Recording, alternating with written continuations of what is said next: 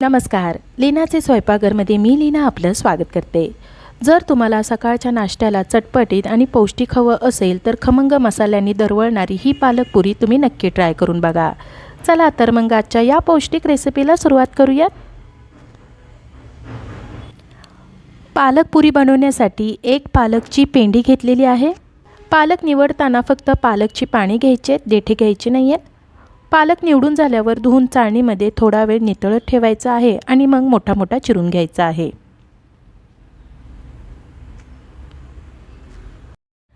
एका पातेल्यामध्ये पाणी उकळायला ठेवायचे. पाणी उकळले की पालकची पाने घालूया.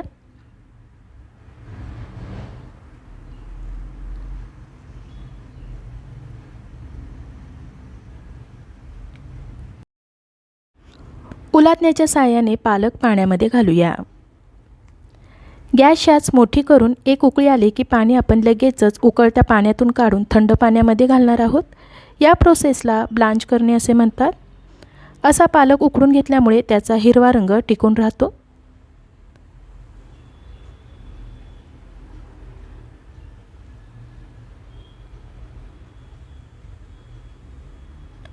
पाण्याला उकळी आलेली आहे. आता गॅस बंद करून ही पाने थंड पाण्यामध्ये घालूया.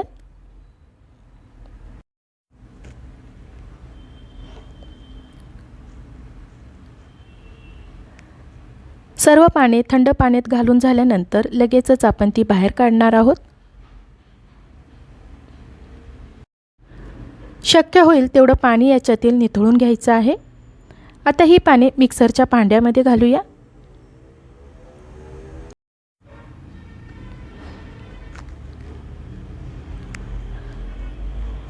पुरी खमंग लागावी म्हणून ह्याच्यामध्ये आपण काही मसाले घालणार आहोत. 5 हिरव्या मिरचीचे तुकडे, 8 लसूण पाकळ्या, 1 इंच आल्याचे तुकडे, अर्धा चमचा जिरे पावडर, अर्धा चमचा धने पावडर घालून 1 ते 2 मिनिट फिरवून घेऊया.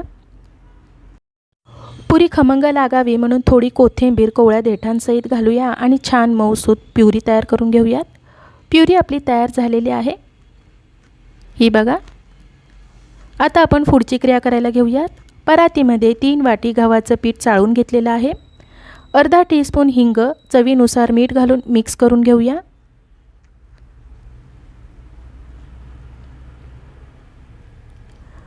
मिक्स करून झाल्यावर 2 चमचे तेल, पाव वाटी बेसन पीठ आणि 2 चमचे रवा घालूया. बेसन पीठ घातल्यामुळे पुरी खमंग होईल आणि रवा घातल्यामुळे पुरी कुरकुरीत होईल. आता आपण हे व्यवस्थित मिक्स करून घेऊयात.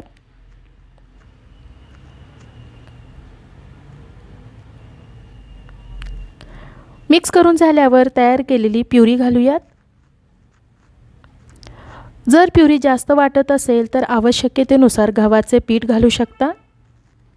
प्युरी मिक्स करून घेऊया. प्युरी मिक्स करून झाल्यानंतर कमी पाण्याचा वापर करून पीठ आपल्याला घट्ट मळून घ्यायचं आहे. म्हणजे आपली पुरी छान व्यवस्थित लाटली जाईल.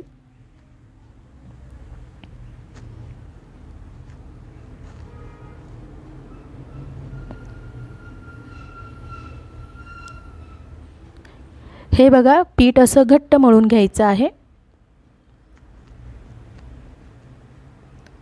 पीठ मळून झाल्यावर कोरडे पडू नये म्हणून तेल घेऊन परत आपण मळून घेऊयात.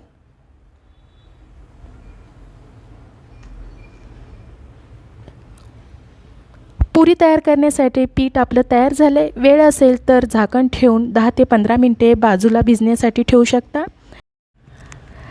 आता हाताला तेल लावून याचे लिंबूच्या आकारा एवढे गोळे बनवून घ्यायचे आहेत.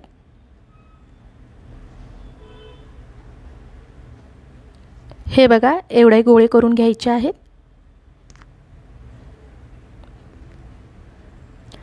थोडे गोळे बनवून झाल्यावर आता आपण लाटायला घेऊयात. पोळपाटाला तेल लावून गोळी ठेवायची आहे आणि लाटण्याला सुद्धा तेल लावून एकसारखी पुरी लाटून घ्यायची आहे.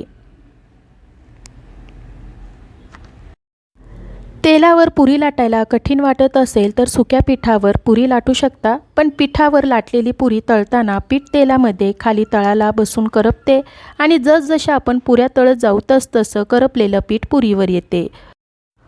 म्हणून पीठ मळताना कठीण मळले की तेलावर पुरी व्यवस्थित लाटली जाते. थोड्या पुऱ्या लाटून झालेल्या आहेत.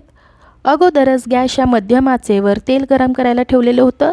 तेल गरम झालं आहे का नाही हे पाहण्यासाठी थोडंसं पीठ घालूया. पीठ वर आलं की तेल आपलं चांगलं गरम झालं आहे असं समजायचं आहे. तेल आपलं तापलेलं आहे. आता याच्यामध्ये पुरी घालूया.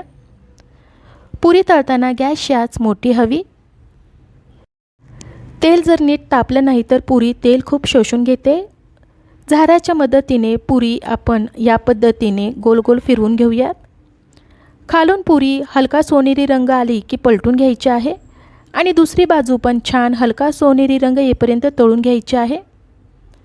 पुरी लाटली की लगेचच आपण ती तळायला घ्यायची आहे म्हणजे ती छान फुगेल. पालक थोडा जून असला की तो उग्र लागतो. उग्रपणा कमी येण्यासाठी मिरची, आले लसूण पेस्ट, धने जिरे पावडर घातलेली आहे. पुरी आपली छान तळून झालेली आहे. टिश्यू पेपरवर किंवा चाळणीमध्ये निथळत ठेवायची आहे म्हणजे जास्तीचं तेल खाली ठेवलेल्या भांड्यामध्ये नितळेल किंवा टिश्यू पेपर शोषून घेईल. याच पद्धतीने सर्व पुऱ्या लाटून तळून घ्यायच्या आहेत. पुरी फुगली की खायला चविष्ट लागते. पालकची कुरकुरीत हिरवीगार पुरी तयार झालेली आहे. या पुऱ्या 2 ते 3 दिवस सहज टिकतात. ही पुरी तुम्ही तुमच्या आवडत्या भाजीसोबत, चटणी, लोणचे, दही, सॉससोबत खाऊ शकता. तसेच ही पुरी तुम्ही प्रवासात नेऊ शकता. कोणतीही भाजी नसली तरी तितकीच ही स्वादिष्ट लागते. तसेच सकाळच्या नाश्त्यासाठी किंवा जेवणामध्ये थोडासा बदल हवा असेल तेव्हा ही पुरी तुम्ही बनवू शकता. पालकची पुरी खायला कुरकुरीत आणि दिसायला हिरवीगार झालेली आहे. या पद्धतीने पालक पुरी तुम्ही नक्की ट्राय करून बघा. तुम्हाला जरूर आवडेल. मला आशा आहे आजच्या या रेसिपीची तुम्हाला थोडीफार मदत झाली असेल.